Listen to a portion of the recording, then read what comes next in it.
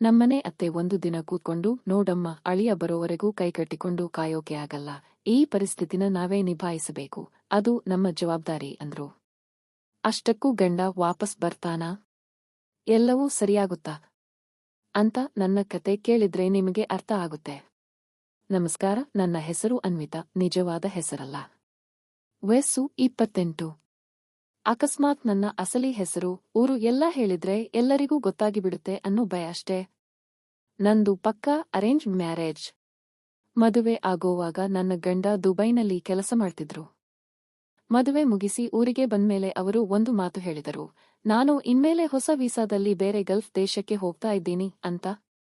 ಅದಕ್ಕೆ ನನಗೇನು ತೊಂದರೆ ಅನಿಸಲಿಲ್ಲ. ಮದುವೆಯಾದ 7ನೇ ತಿಂಗಳಿಗೆ ಅವರು ಬೇರೆ ದೇಶಕ್ಕೆ ಹೊರಟು ಹೋದ್ರು. ಅಲ್ಲಿಗೆ ಹೋದಮೇಲೆ ಒಳ್ಳೆ ಕೆಲಸ ಸಿಕ್ಕಿದೆ, ಯಾವುದೇ ಪ್ರಾಬ್ಲಮ್ ಇಲ್ಲ ಅಂತ ಚೆನ್ನಾಗಿಯೇ ಮಾತಾಡ್ತಿದ್ರು. ಹೀಗೆ ಒಂದೂವರೆ ವರ್ಷ ಕಳೀತು. ಇನ್ನಾದ್ರೂ ರಜೆಗೆ ಬರಲ್ವಾ ಅಂತ ಕೇಳಿದ್ರೆ ಇನ್ನೊಂದು 2 ತಿಂಗಳಲ್ಲಿ ಬರ್ತೀನಿ ಅಂತಿದ್ರು. ಹೀಗಿರುವಾಗ ಒಂದು ದಿನ ಸಡನ್ ಆಗಿ ಅವರ ಮೊಬೈಲ್ ಸಂಪರ್ಕವೇ ಕಟ್ ಆಯ್ತು. ಫೋನೇ ಬರೋದು ನಿಂತು ಹೋಯ್ತು. ನನಗೆ ಸಿಕ್ಕಾಪಟ್ಟೆ ಡೌಟ್ ಶುರುವಾಯ್ತು. ಮನೆಯಲ್ಲಿ ಅತ್ತೆಗೂ ಒಂಥರ ಗಾಬರಿ, ಟೆನ್ಷನ್ ಶುರುವಾಗಿಬಿಡ್ತು. ಅತ್ತೆ ಕೂಡ ತುಂಬಾ ಕಡೆ ವಿಚಾರಿಸಿದ್ರು, ಆದ್ರೆ ಅವರ ಬಗ್ಗೆ ಯಾವುದೇ ಮಾಹಿತಿ ಸಿಗಲಿಲ್ಲ. ತುಂಬಾ ತರಹದ ಹುಡುಕಾಟ ನಡೆಸಿದ್ಮೇಲೆ ನಮ್ಮದೊಂದು ದೂರದ ಸಂಬಂಧಿ ಒಬ್ಬರು ವಿಷಯ ತಿಳಿಸಿದ್ರು. ಅವರು ಅಲ್ಲಿ ಏನೋ ದೊಡ್ಡ ಪ್ರಾಬ್ಲಮ್ ಮಾಡಿಕೊಂಡು ಅಲ್ಲಿನ ಲೋಕಲ್ ಪೊಲೀಸರ ಕೇಸ್ನಲ್ಲಿ ಸಿಕ್ಕಿಹಾಕಿಕೊಂಡಿದ್ದಾರೆ ಅಂತ. ಅದಕ್ಕೆ ಅವರಿಗೆ ಈ ಕಡೆ ಬರೋಕೂ ಆಗ್ತಿಲ್ಲ, ಮೊಬೈಲ್ನಲ್ಲಿ ಕನೆಕ್ಟ್ ಮಾಡೋಕೂ ಆಗ್ತಿಲ್ಲ ಅಂದ್ರು.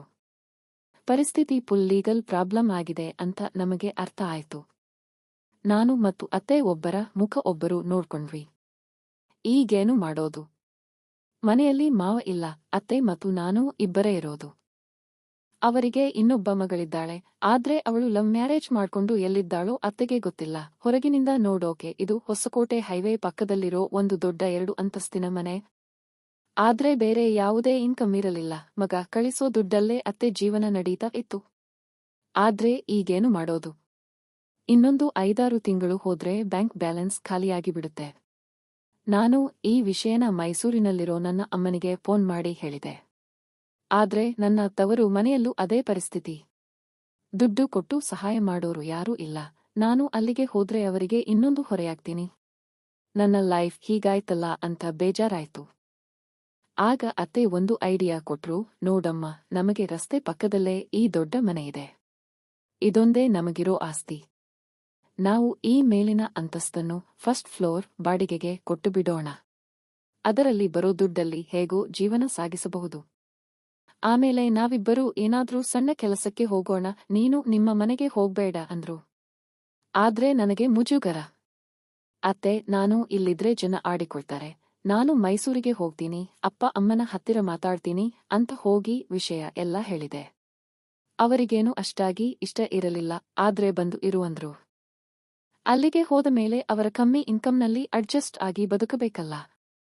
ಅದಕ್ಕೆ 1 ವಾರ ಮೈಸೂರಿನಲ್ಲಿದ್ರೆ ಇನ್ನೊಂದು ವಾರ ಹೊಸಕೋಟೆಯಲ್ಲಿ ಅತ್ತೆ ಜೊತೆ ಇರ್ತಾ ಇದ್ದೆ. ಏನಾದ್ರೂ ಕೆಲಸ ಹುಡುಕಬೇಕಿತ್ತು. ಮುಂಚೆ ಯಾವುದೇ ಕೆಲಸ ಮಾಡಿ ರೂಢಿ ಇಲ್ಲದಿದ್ದರಿಂದ ನನಗೇನು ಗೊತ್ತಾಗ್ತಿರಲಿಲ್ಲ. ತಕ್ಷಣ ಸಿಗೋ ಕೆಲಸ ಅಂದ್ರೆ ಬಟ್ಟೆ ಅಂಗಡಿ ಕೆಲಸ ಅಷ್ಟೇ. ಅದು ನನ್ನ ಕೈಲಿ ಆಗುತ್ತಾ ಇಲ್ವಾ ಅನ್ನೋ ಗೊಂದಲದಲ್ಲಿದ್ದಾಗ ಒಂದು ದಿನ ಅತ್ತೆ ಖುಷಿಯಾಗಿ ಮೊಬೈಲ್ನಲ್ಲಿ ಕಾಲ್ ಮಾಡಿ ಒಂದು ವಿಷಯ ಹೇಳಿದರು. ಮಗಳೇ, ಮೇಲಿನ ಮನೆಗೆ ಒಳ್ಳೆ ಬಾಡಿಗೆದಾರರು ಸಿಕ್ಕಿದ್ದಾರೆ ಅಂತ. ಅವರು ಒಬ್ಬ ಬ್ಯಾಂಕ್ ಮ್ಯಾನೇಜರ್ ಅಂತೆ. ಅವರ ಫ್ಯಾಮಿಲಿ ಎಲ್ಲ ಊರಲ್ಲೇ ಇದೆ. ಹೆಂಡತಿಗೆ ಇಲ್ಲಿಗೆ ಬರೋಕೆ ಇಷ್ಟ ಇಲ್ಲದಿದ್ದರಿಂದ ಇವರಿಗೆ ಇಂಥದ್ದೊಂದು ಒಂಟಿ ರೂಮ್ ಸೆಟಪ್ ಬೇಕಿತ್ತಂತೆ. ನಮಗೆ ತುಂಬಾ ಹೆಲ್ಪ್ ಆಯ್ತು. ನಾವು ಅನ್ಕೊಂಡಿದ್ದಕ್ಕಿಂತ ಡಬಲ್ ಬಾಡಿಗೆ ಕೊಡೋಕೆ ಒಪ್ಕೊಂಡಿದ್ದಾರೆ. ನೀನು ತಕ್ಷಣ ಹೊಸಕೋಟೆಗೆ ಬಾ ಅಂದ್ರು ಅತ್ತೆ. ನಾನು ಅಮ್ಮನಿಗೆ ವಿಷಯ ಹೇಳಿದೆ. ಅಮ್ಮ, ಅಲ್ಲಿಗೂ ಇಲ್ಲಿಗೂ ತೊಂದರೆ ಪಡೋದಕ್ಕಿಂತ ಅಷ್ಟೊಂದು ಒಳ್ಳೆ ಅತ್ತೆ ಸಿಕ್ಕಿರುವಾಗ ಅಲ್ಲೇ ಹೋಗಿ ಇರಮ್ಮ, ಗಂಡ ಬರೋವರೆಗೂ ನಿನ್ನ ಲೈಫ್ ನೀನು ನೋಡ್ಕೋಬೇಕು ಅಂದ್ರು. ನಾನು ವಾಪಸ್ ಅತ್ತೆ ಮನೆಗೆ ಬಂದೆ. ಅಲ್ಲಿ ಅತ್ತೆ ನನ್ನನ್ನು ತುಂಬಾ ಖುಷಿಯಿಂದ ಬರಮಾಡಿಕೊಂಡ್ರು. ಮಗಳೇ, ಸದ್ಯಕ್ಕೆ ನಾವಿಬ್ಬರೂ ಕೆಲಸಕ್ಕೆ ಹೋಗೋದು ಬೇಡ, ಅಡ್ವಾನ್ಸ್ ದುಡ್ಡು ಸಿಕ್ಕಿದೆ, ಇದಲ್ಲೇ ಮ್ಯಾನೇಜ್ ಮಾಡೋಣ ಅಂದ್ರು. ಅವರ ಎಲ್ಲಿದ್ದಾರೆ ಅತ್ತೆ ಅಂತ ಕೇಳಿದ್ದಕ್ಕೆ ಅವರು ಇನ್ನೂ 1 ವಾರ ಬಿಟ್ಟು ಸಾಮಾನು ತಗೊಂಡು ಬರ್ತಾರೆ. ತುಂಬಾ ಹ್ಯಾಂಡ್ಸಮ್ ಆಗಿದ್ದಾರೆ, ವಯಸ್ಸು 33 ಇರಬಹುದು. ಹೆಂಡತಿ ಮಗು ಇದ್ದಾರೆ, ಆದ್ರೆ ಹೆಂಡತಿಗೆ ಸಿಟಿಯಲ್ಲಿ ಇರೋಕೆ ಇಷ್ಟ ಇಲ್ವಂತೆ ಅಂದ್ರು. ಆದ್ರೆ ನನಗೆ ಒಂಥರ ಅನುಮಾನ ಬಂತು. ಅತ್ತೆ ಮನೆಯಲ್ಲಿ ಇರೋದು ನಾವಿಬ್ಬರೇ ಹೆಂಗಸರು. ನನ್ನ ಗಂಡ ಊರಲ್ಲಿ ಇಲ್ಲ ಅನ್ನೋದು ಎಲ್ಲರಿಗೂ ಗೊತ್ತು. ಈಗ ಮೇಲಿನ ಫ್ಲೋರ್ನಲ್ಲಿ ಒಬ್ಬಂಟಿ ಗಂಡಸು ಬಂದು ಇದ್ರೆ ಜನ ಏನಾದ್ರೂ ಅಂದುಕೊಳ್ಳಲ್ವಾ ಅಂದೆ. ಅದಕ್ಕೆ ಅತ್ತೆ ಯಾರು ಏನೇ ಅನ್ಕೊಂಡ್ರು ನಮಗೇನು? ನಮಗೆ ಕಷ್ಟ ಬಂದಾಗ ಯಾರಾದ್ರೂ ಒಂದು ಹೊತ್ತು ಅನ್ನ ಹಾಕ್ತಾರಾ? ಇಂಥ ಒಳ್ಳೆ ಅವಕಾಶ ಬಂದಾಗ ಕಳ್ಕೋಬಾರದು. ನಾವು ಯಾರ ಮಾತಿಗೂ ಕಿವಿಗೊಡೋದು ಬೇಡ ಅಂದ್ರು. ಯಾರಾದ್ರೂ ನಮ್ಮ ಬಗ್ಗೆ ತಪ್ಪು ತಿಳ್ಕೊಂಡ್ರು ಓಕೆ, ನಮಗೆ ಬದುಕೋಕೆ ದುಡ್ಡು ಬೇಕು ಅಷ್ಟೇ. ಬೆಳಗ್ಗೆ ಮತ್ತು ರಾತ್ರಿಯವರಿಗೆ ನಮ್ಮ ಮನೆಯಿಂದಲೇ ಊಟ ಕೊಡೋಕೆ ಒಪ್ಕೊಂಡಿದ್ದೀನಿ, ಅದಕ್ಕೂ ಎಕ್ಸ್ಟ್ರಾ ದುಡ್ಡು ಕೊಡ್ತಾರೆ. ನನಗಿಂತ ನಿನಗೆ ಸೂಪರ್ ಆಗಿ ಅಡುಗೆ ಮಾಡೋಕೆ ಬರುತ್ತೆ. ನಾನ್ ವೆಜ್ ಎಲ್ಲಾ ಚೆನ್ನಾಗಿ ಮಾಡಿಕೊಟ್ಟು ಅವರ ಮನಸ್ಸು ಗೆದ್ದು ಬಿಟ್ರೆ ನಾವು ಆರಾಮಾಗಿ ಲೈಫ್ ಸೆಟಲ್ ಮಾಡ್ಕೋಬಹುದು ಅಂದ್ರು. ಮನಸ್ಸು ಗೆಲ್ಲೋದ ಅಂದ್ರೆ ಏನು ಅತ್ತೆ ಅಂತ ಕೇಳಿದೆ. ಅದಕ್ಕೆ ಅತ್ತೆ ಎಲ್ಲಾ ವಿಷಯದಲ್ಲೂ ಅವರ ಜೊತೆ ಚೆನ್ನಾಗಿದ್ದು ಬಿಟ್ರೆ ನಿನಗೂ ಒಳ್ಳೆಯದು, ನನಗೂ ಒಳ್ಳೆಯದು. ಮುಂದಿನ ಫ್ಯೂಚರ್ ಬಗ್ಗೆ ಯೋಚನೆ ಮಾಡು. ನಿಮ್ಮ ಅಮ್ಮ ಕೂಡ ನನಗೆ ಮೊಬೈಲ್ನಲ್ಲಿ ಫೋನ್ ಮಾಡಿ ಹೇಳಿದ್ರು, ನಿನ್ನನ್ನು ಅಲ್ಲಿಗೆ ಅಡ್ಜಸ್ಟ್ ಮಾಡು ಅಂತ ಅಂದ್ರು. ನನಗೆ ನಂಬಿಕೆ ಆಗದೆ ನಮ್ಮ ಅಮ್ಮನಿಗೆ ಫೋನ್ ಮಾಡಿ ಕೇಳಿದೆ.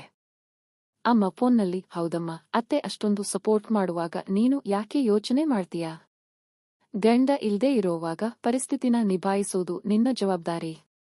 ಅತ್ತೆ ಮಾತು ಕೇಳು ಅಂದ್ರು. ನನಗೆ ಏನೂ ಮಾತಾಡೋಕೆ ಆಗಲಿಲ್ಲ. 1 ವಾರ ಬಿಟ್ಟು ಆ ಬ್ಯಾಂಕ್ ಸರ್ ತಮ್ಮ ಎಲ್ಲ ಲಗೇಜ್ ತಗೊಂಡು ಬಂದ್ರು. ಕೆಲಸದವರ ಕೈಲಿ ಸಾಮಾನು ಎಲ್ಲ ಮೇಲೆ ಇಡಿಸಿದ್ರು. ಕೆಳಗೆ ಬಂದು ನಮ್ಮಿಬ್ಬರನ್ನೂ ಪರಿಚಯ ಮಾಡ್ಕೊಂಡ್ರು. ನನ್ನನ್ನು ನೋಡಿ, ಅಮ್ಮ ನಿಮ್ಮ ಸೊಸೆ ತುಂಬಾ ಸುಂದರವಾಗಿದ್ದಾರೆ ಅಂತ ಹೇಳಿದ್ರು, ಆದ್ರೆ ಇಷ್ಟೊಂದು ಬ್ಯೂಟಿಫುಲ್ ಆಗಿರ್ತಾರೆ ಅನ್ಕೊಂಡಿರಲಿಲ್ಲ ಅಂದ್ರು. ಅದಕ್ಕೆ ಅತ್ತೆ ನಾಚಿ ನಗ್ತಾ, ನಾನು ಸುಳ್ಳು ಹೇಳ್ತೀನಾ ಸರ್ ಅಂದ್ರು. ಅವರು ಮೇಲೆ ಹೋದ ಮೇಲೆ ನನಗೆ ಅನಿಸಿದ್ದು ಅತ್ತೆ ಆಲ್ರೆಡಿ ಅವರ ಜೊತೆ ಫುಲ್ ಕ್ಲೋಸ್ ಆಗಿದ್ದಾರೆ ಅಂತ. ಇವರಿಬ್ಬರ ಮಧ್ಯೆ ಏನಾದ್ರೂ ನಡೀತಿದೆಯಾ ಅನ್ನೋ ಡೌಟ್ ಬಂತು. ಯಾಕಂದ್ರೆ ಅತ್ತೆ ನೋಡೋಕೆ ಇನ್ನೂ ವಯಸ್ಸಾದವರ ತರ ಇರಲಿಲ್ಲ, ತುಂಬಾ ಮೇಂಟೈನ್ ಮಾಡಿದ್ರು. ಇವತ್ತಿನ ಕಾಲದಲ್ಲಿ ಇಂಥ ಆಂಟಿಗಳಿಗೆ ಡಿಮ್ಯಾಂಡ್ ಜಾಸ್ತಿ ಇರುತ್ತೆ. ಅತ್ತೆಗೆ ಅವರನ್ನ ಬುಟ್ಟಿಗೆ ಹಾಕಿಕೊಳ್ಳೋದು ದೊಡ್ಡ ವಿಷಯವೇನಲ್ಲ ಅನ್ಕೊಂಡೆ. ಅದೆಲ್ಲ ಅತ್ತೆಯ ತಲೆನೋವು, ನಾನೇಕೆ ತಲೆ ಕೆಡಿಸಿಕೊಳ್ಳಲಿ, ನಾನು ಮರ್ಯಾದೆಯಿಂದ ಇರ್ತೀನಿ ಅಂತ ಸುಮ್ಮನಾದೆ. ಅವರ ಇಷ್ಟ ಏನೆಂದು ಕೇಳಿ ಅತ್ತೆ ಹೇಳಿದ ಹಾಗೆ ಸೂಪರ್ ಆಗಿ ಅಡುಗೆ ಮಾಡಿಕೊಡ್ತಾ ಇದ್ದೆ. ಅವರು ಕೆಳಗೆ ಬಂದಾಗಲೆಲ್ಲ ಡಿಶ್ ತುಂಬಾ ಚೆನ್ನಾಗಿದೆ ಅಂತ ಹೊಗಳ್ತಾ ಇದ್ರು. ಅವರು ಬ್ಯಾಂಕ್ ಕೆಲಸದಲ್ಲಿ ಬ್ಯುಸಿ ಇರ್ತಾ ಇದ್ರು. ಒಂದು ದಿನ ಅತ್ತೆಯ ತಂಗಿ ಚಿಕ್ಕಮ್ಮ ಮನೆಗೆ ಬಂದ್ರು. ಅವರಿಗೂ ಅತ್ತೆಗೂ ಅಷ್ಟಾಗಿ ಆಗ್ತಾ ಇರಲಿಲ್ಲ, ಬರೀ ಇನ್ಸಲ್ಟ್ ಮಾಡೋಕೆ ಬರ್ತಾ ಇದ್ರು. ಯಾಕಂದ್ರೆ ಅವರ ಮಕ್ಕಳೆಲ್ಲ ಬೆಂಗಳೂರಿನಲ್ಲಿ ದೊಡ್ಡ ಕೆಲಸದಲ್ಲಿದ್ದಾರೆ ಅನ್ನೋ ಹಮ್ಮು. ಬಂದವಳೆ ಈಗ ಅತ್ತೆ ಸೊಸೆ ಇಬ್ಬರಿಗೂ ಫುಲ್ ಮಜಾ ಅಲ್ವಾ? ನನ್ನ ಗಂಡ ಎಲ್ಲೋ ಹೋಗಿದ್ದಾರೆ ಅಂದಿದ್ರೆ ನಾನು ಅತ್ತು ಸುಸ್ತಾಗ್ತಾ ಇದ್ದೆ. ಆದ್ರೆ ನೀವಿಬ್ಬರೂ ಮೇಲೊಬ್ಬ ಸೂಪರ್ ಹುಡುಗನ್ನ ಇಟ್ಕೊಂಡು ಆರಾಮಾಗಿದ್ದೀರಾ ಅಂದ್ಲು. ಅದಕ್ಕೆ ಅತ್ತೆ ಫುಲ್ ಗರಂ ಆಗಿ, ಇನ್ಮೇಲೆ ಇಂಥ ಮಾತಾಡಿದ್ರೆ ಮನೆ ಒಳಗಡೆ ಸೇರಿಸಲ್ಲ. ನನ್ನ ಗಂಡ ತೀರಿ ಹೋಗಿ ಇಷ್ಟು ವರ್ಷ ಆಯ್ತು, ನಾನು ಹೇಗೆ ಬದುಕಿದೆ ಅಂತ ನಿನಗೇನಾದ್ರೂ ಗೊತ್ತಾ? ನೀನೇನಾದ್ರೂ ಹೆಲ್ಪ್ ಮಾಡಿದ್ಯಾ? ಈಗ ನನ್ನ ಮಗ ಸಂಪಾದನೆ ಮಾಡಿರೋ ಮನೆಯಲ್ಲಿ ನಾವಿದ್ದೀವಿ. ನನ್ನ ಮಗ ವಾಪಸ್ ಬರ್ತಾನೋ ಇಲ್ವೋ ಅದು ನಮಗೆ ಬಿಟ್ಟಿದ್ದು, ನಿನ್ನ ಹತ್ತಿರ ಎಲ್ಲಾ ಸೀಕ್ರೆಟ್ಸ್ ಹೇಳೋಕೆ ಆಗಲ್ಲ ಅಂತ ಬೈದು ಕಳಿಸಿದ್ರು. ಹೋಗುವಾಗ ಅವಳು ನನ್ನ ಹತ್ತಿರ ಬಂದು, ನಿಮ್ಮ ಅತ್ತೆ ಮಾತು ಕೇಳಿ ನೀನೇನಾದ್ರೂ ತಪ್ಪು ಹೆಜ್ಜೆ ಇಟ್ರೆ ಆಮೇಲೆ ಪ್ರಾಬ್ಲಮ್ ಆಗುತ್ತೆ, ನಿನ್ನ ಗಂಡ ಊರಲ್ಲಿ ಇಲ್ಲ ನೆನಪಿರಲಿ ಅಂದ್ಲು. ಅದಕ್ಕೆ ಅತ್ತೆ ನೀನು ಮೊದಲು ಇಲ್ಲಿಂದ ನಡಿ, ನಮಗೇನಾದ್ರೂ ಹೆಲ್ಪ್ ಬೇಕಿದ್ರೆ ಸಿಟಿಯಲ್ಲಿ ದೊಡ್ಡ ದೊಡ್ಡ ಹಾಸ್ಪಿಟಲ್ ಇವೆ, ನಿನ್ನ ಅಡ್ವೈಸ್ ಬೇಡ ಅಂತ ಜಗಳ ಆಡಿ ಕಳಿಸಿದ್ರು. ಆಮೇಲೆ ಅತ್ತೆ ನನ್ನ ಹತ್ತಿರ ಬಂದು, ಅವಳು ಊರೆಲ್ಲ ನಮ್ಮ ಬಗ್ಗೆ ತಪ್ಪಾಗಿ ಮೊಬೈಲ್ನಲ್ಲಿ ಮೆಸೇಜ್ ಕಳಿಸ್ತಾಳೆ, ಆದ್ರೆ ನಮಗೆ ಯಾರ ಬಗ್ಗೆನೂ ಕೇರ್ ಇಲ್ಲ ಅಂದ್ರು. ಮುಂದುವರಿಸಿ ಅತ್ತೆ ಹೇಳಿದರು, ನಾನು ದಿನಾ ಸಂಜೆ ಆ ಅಜಯ್ ಬ್ಯಾಂಕ್ ಮ್ಯಾನೇಜರ್ ಜೊತೆ ಮಾತಾಡ್ತೀನಿ. ಆಕ್ಚುಲಿ ಅವನಿಗೂ ಅವನ ಹೆಂಡತಿಗೂ ಡಿವೋರ್ಸ್ ಆಗೋ ರೇಂಜ್ಗೆ ಜಗಳ ಆಗಿದೆ. ಅವಳು ದೊಡ್ಡ ಶ್ರೀಮಂತರ ಮನೆ ಹುಡುಗಿ, ಫುಲ್ ಈಗೋ. ಅದಕ್ಕೆ ಇಬ್ಬರು ಸಪರೇಟ್ ಆಗಿದ್ದಾರೆ. ಇಲ್ಲಿಗೆ ಟ್ರಾನ್ಸ್ಫರ್ ಆಗಿದ್ದು ಅವನಿಗೆ ಫುಲ್ ಖುಷಿ ತಂದಿದೆ, ಹೆಂಡತಿ ಮುಖ ನೋಡೋದು ತಪ್ಪಿತು ಅಂತ ಅಂದ್ರು. ಇದೆಲ್ಲ ನನಗೆ ಯಾಕೆ ಹೇಳ್ತಿದ್ದೀರಾ ಅತ್ತೆ ಅಂದೆ. ಅವನು ಒಂಟಿಯಾಗಿದ್ದಾನೆ, ನಾವೇಕೆ ಆ ಸ್ಪೇಸ್ ಯೂಸ್ ಮಾಡ್ಕೋಬಾರದು? ನಾನು ಮುಂಚೆಯೇ ಹೇಳಿದ್ನಲ್ಲ, ಅವನಿಗೆ ಎಲ್ಲಾ ತರಹದ ಸುಖ ಕೊಟ್ಟು ನಾವು ದುಡ್ಡು ಮಾಡ್ಕೋಬೇಕು ಅಂತ. ಹೆಂಡತಿ ಇಲ್ಲದ ಗಂಡಸಿಗೆ ಏನು ಬೇಕು ಅಂತ ನಿನಗೆ ಗೊತ್ತಲ್ವಾ? ನಿನ್ನ ಗಂಡ ಹೋಗಿ ಇಷ್ಟು ದಿನ ಆಯ್ತು, ಇನ್ಮುಂದೆ ಬರ್ತಾನೋ ಇಲ್ವೋ ಗೊತ್ತಿಲ್ಲ, ಬರೀ ಅತ್ತುಕೊಂಡು ಕೂತ್ರೆ ಹೊಟ್ಟೆಗೆ ಅನ್ನ ಸಿಗಲ್ಲ ಅಂದ್ರು. ಅದಕ್ಕೆ ಆ ಚಾನ್ಸ್ ನೀನು ತಗೋ. ನಿನಗೆ ಇಷ್ಟ ಇಲ್ಲ ಅಂದ್ರೆ ಆ ಚಾನ್ಸ್ ನಾನು ತಗೊಳ್ತೀನಿ. ಆಮೇಲೆ ಅತ್ತೆಗೆ ಇಷ್ಟು ವಯಸ್ಸಾಗಿದೆ, ಈ ವಯಸ್ಸಲ್ಲಿ ಇದೆಲ್ಲ ಬೇಕಾ ಅಂತ ಬೇಜಾರು ಮಾಡ್ಕೋಬೇಡ ಅಂದ್ರು. ಜೀ ಅತ್ತೆ, ಇದೇನು ಹೀಗೆ ಮಾತಾಡ್ತೀರಾ ಅಂದೆ. ನೋಡಮ್ಮ, ನಾನು ಅವನ ಜೊತೆ ಕ್ಲೋಸ್ ಆಗಿ ಇರ್ತೀನಿ, ನೀನು ನೋಡಿದ್ರೂ ನೋಡದ ಹಾಗೆ ಇರಬೇಕು ಅಷ್ಟೇ ಅಂದ್ರು. ನಾನು ಅಂದೆ, ನನಗೆ ನನ್ನ ಗಂಡ ಅಂದ್ರೆ ತುಂಬಾ ಇಷ್ಟ, ಅವರು ಯಾವತ್ತಾದ್ರೂ ಬರಲಿ. ನನ್ನನ್ನು ಈ ತಪ್ಪು ದಾರಿಗೆ ಎಳಿಬೇಡಿ, ನೀವು ಏನಾದ್ರೂ ಮಾಡಿ ನಾನೇನು ಕೇಳಲ್ಲ ಅಂದೆ. ಅತ್ತೆ ಆಮೇಲೆ ಹೊಟ್ಟೆಕಿಚ್ಚು ಪಟ್ಟು ಜಗಳ ಆಡೋಕೆ ಬರಬೇಡ ಅಂದ್ರು. ಇಲ್ಲ ಅತ್ತೆ, ನೀವು ಧೈರ್ಯವಾಗಿ ಮುಂದುವರಿಯಿರಿ ಅಂದೆ. ದಿನಾ ಸಂಜೆ ಅತ್ತೆ ಮೇಲೆ ಹೋಗ್ತಾ ಇದ್ರು, ಬೆಳಗ್ಗೆನೆ ಕೆಳಗೆ ಬರ್ತಾ ಇದ್ರು. ಬಂದು ಏನೂ ತಿಳಿಯದ ಹಾಗೆ ನಾರ್ಮಲ್ ಆಗಿ ಇರ್ತಾ ಇದ್ರು.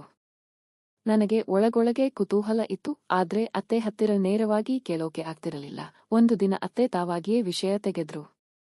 ಮಗಳೇ, ಈ 2 ದಿನದಿಂದ ಸಿಕ್ಕಾಪಟ್ಟೆ ಸೊಂಟ ನೋವು ಬರ್ತಾ ಇದೆ ಅಂದ್ರು. ನಾನು ನಗುತ್ತಾ, ದಿನಾ ಸಂಜೆ ಹೋದ್ರೆ ಬೆಳಗ್ಗೆ ಬರ್ತೀರಾ, ಗಂಡಸಿನ ಸುಖ ಸಿಕ್ಕಾಗ ಇದೆಲ್ಲ ಕಾಮನ್ ಅಲ್ವಾ? ನನಗೂ ಗಂಡ ಇದ್ದಾಗ ಹೀಗೆ ಆಗ್ತಿತ್ತು ಅಂದೆ. ಅತ್ತೆ ನಕ್ಕು, ನೀನು ಹೇಳಿದ್ದು ಕರೆಕ್ಟ್. ಆದ್ರೆ ಅವನ್ ಎನರ್ಜಿ ಬೇರೆ ತರಾನೇ ಇದೆ. ಅವನು ದಿನ ರೆಸ್ಟ್ ಇಲ್ಲದೆ ಓಡೋ ಕುದುರೆ ತರ.